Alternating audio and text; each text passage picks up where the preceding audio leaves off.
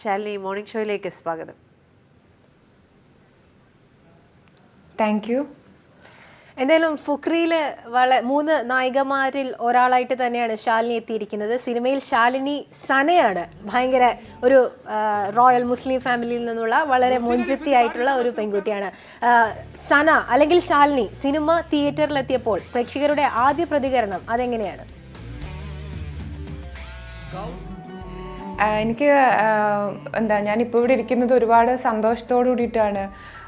ഭയങ്കരമായൊരു positive എനർജിയിലാണ്. കാരണം ഞാൻ ഇന്നലെ തിയേറ്ററിൽ പോയിട്ട് അത് മൂവി കാണാൻ പോയിരുന്നു. അപ്പോൾ ആളുകളുടെ സ്നേഹം അല്ലെങ്കിൽ റെസ്പോൺസ് നേരിട്ട് അറിയാനുള്ളൊരു ഭാഗ്യമുണ്ടായി. ഹൗസ്ഫുള്ളാണ്, എല്ലാ ഷോസും ഹൗസ്ഫുള്ളാണ്. ഞങ്ങൾക്ക് തന്നെ ടിക്കറ്റ് ഒരു തലനാരിഴൊക്കെയാണ് കിട്ടിയത്. കൂടുതലും ഫാമിലീസും അതുപോലെ തന്നെ യങ്സ്റ്റേഴ്സും ഒരുമിച്ച് കയറുന്നുണ്ട്.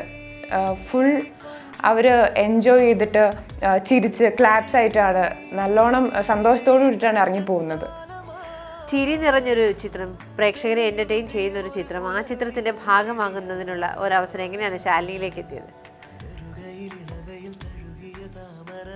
ഇത് എൻ്റെ ദൈവാനുഗ്രഹം കൊണ്ട് എൻ്റെ 2ാമത്തെ ചാൻസ് ആയിരുന്നു സിദ്ദിഖ് സാറിൻ്റെ കൂടെ വർക്ക് ചെയ്യാൻ. എൻ്റെ ആദ്യത്തെ സിനിമ ഭാസ്കർ ദി റാസ്കൽ, അതിലും ഒരു വളരെ മികച്ച കഥാപാത്രം, ഒരു നെഗറ്റീവ് റോളാണെങ്കിൽ കൂടി ശക്തമായ കഥാപാത്രമാണ് സിദ്ദിഖ് സാർ എനിക്ക് തന്നിട്ടുള്ളത്. അന്ന് കിട്ടിയതിനേക്കാൾ കൂടുതൽ റെസ്പോൺസും ആളുകൾ കൂടുതൽ റീച്ച് കിട്ടിയത് ഈ സിനിമയിലാണ്. അപ്പോൾ ഇതിനകത്ത് എൻ്റെ പെർഫോമൻസിനെ പറ്റിയിട്ടും അല്ലെങ്കിൽ നമ്മുടെ കോസ്റ്റ്യൂമിനെ പറ്റിയിട്ടും എല്ലാത്തിനെ പറ്റിയിട്ടും ആളുകൾ കൂടുതലായിട്ടും വന്ന് സംസാരിക്കുന്നുണ്ട്. അതുകൊണ്ട് തന്നെ ഞാൻ ഭയങ്കര ഹാപ്പിയാണ്. ഫുക്രി വളരെ കളർഫുള്ളായ ഒരു ചിത്രമാണ് തങ്കം. നേരത്തെ ശാലിനി പറഞ്ഞതുപോലെ തന്നെ സിനിമ ഹൗസ്ഫുള്ളായി ഓടിക്കൊണ്ടിരിക്കുകയാണ്. ഞാനൊരു സിനിമ കണ്ടു, ഈ പറഞ്ഞ പോലെ തലനാരിഴയ്ക്കാണ് ടിക്കറ്റ് കിട്ടിയത്. തിയേറ്ററിലെ ഏറ്റവും മുമ്പിൽ ചെന്നിരുന്ന് സിനിമ കാണേണ്ടതായിട്ടുണ്ടായി. ഈ സിനിമയിലേക്ക് വരവിൻ്റെ ഒരു രീതിയും ശാലിനി പറഞ്ഞു. മറ്റു 2 നായികമാരെയും കൂടെ നമുക്ക് മെൻഷൻ ചെയ്യാം. ഈ നിങ്ങളൊരു ഏകദേശം ഒരേ പ്രായത്തിലുള്ള 3 പെൺകുട്ടികൾ, ഒരു സിനിമ സെറ്റ്, എങ്ങനെയുണ്ടായിരുന്നു അനുഭവങ്ങളൊക്കെ?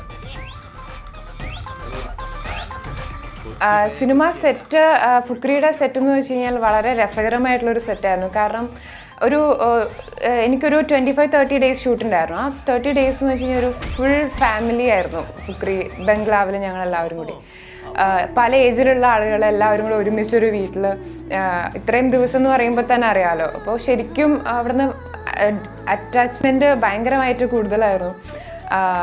ഞാനും പിന്നെ ഇതിൽ മെയിൻ ഹീറോയിൻസ് ആയിട്ടുള്ള പ്രയാഗയും അനുസിത്താരയും ഞങ്ങൾ 3 പേരായിരുന്നു ഫുൾ ടൈം അവിടുത്തെ ഒരു ഗ്യാങ് എന്ന് പറയുന്നത്. ഞങ്ങളുടേതായിട്ടുള്ള ഓഫ് സ്ക്രീൻ തമാശകളും കാര്യങ്ങളും പ്ലസ് സീനിയേഴ്സ് ആയിട്ടുള്ള ആക്ടേഴ്സും എല്ലാവരും ഉണ്ടായിരുന്നു. വളരെ രസമായിരുന്നു ശരിക്കും പറഞ്ഞു. ഈ ജയസൂര്യ ജയേട്ടനും അവരുടെ ടീമും ആ 4 പേരും, പിന്നെ അതുപോലെ ഇതിൽ സിദ്ദിഖ് സാറ്, ലാൽ സാറ്, ഒരുപാട് പേര്, തെസ്നി ചേച്ചി, അവരെല്ലാവരുമായിട്ട് വളരെ നല്ലൊരു റാപ്പും ഉണ്ടായിരുന്നു ഓഫ് സ്ക്രീനിലും.